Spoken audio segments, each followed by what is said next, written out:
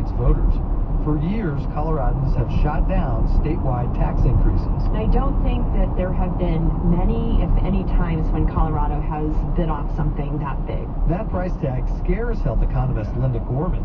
She's with the Colorado-based Independence Institute, a free market think tank. The finances don't work.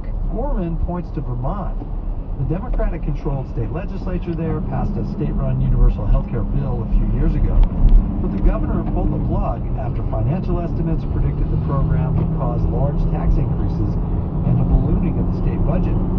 Gorman is also concerned the Colorado Care proposal would put universal access in the state's constitution. Something as dynamic as health and healthcare in general should not be enshrined in the Colorado Constitution. I think this will get a lot of national attention. That's Ross Eisenbray with the DC-based nonpartisan nonprofit Economic Policy Institute. He studied the U.S. health system versus Canada, which does have a single-payer system. He found the U.S. pays far more for health care than our northern neighbor. He says, in part, that's because of all the money our insurance industry spends on administration, management, and marketing. He says if Colorado voters pass this measure, Costs would go down. and a downside, I'd say the biggest problem is that there are a lot of people who could lose jobs. All of that marketing, advertising, accounting, all of the management of the various private insurance companies is done by people. both the state's Health Underwriters Association and its Hospital Association declined an interview, saying they needed to learn more about the measure. High-profile Democrats like Governor John Hickenlooper are also reserving judgment.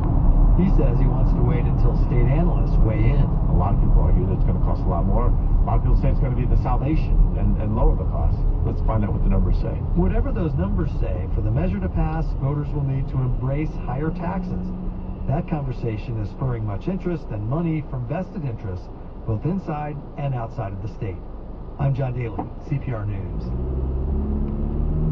Support comes from Denver Center for the Performing Arts Broadway, presenting A Christmas Story. The musical based on the film comes to life on stage. Plays the Buell Theater December 16th through the 27th. Tickets at denvercenter.org. Support for Colorado Public Radio comes from Elevate by Denver Health Medical Plan, a Colorado nonprofit health insurance company. Learn more at elevatehealthplans.org. This is CPR News. I'm Ryan Morton. What if you could get from Fort Collins to Pueblo in just 15 minutes instead of many hours via I-25? That might be possible with something called a Hyperloop. Passengers in capsules would rocket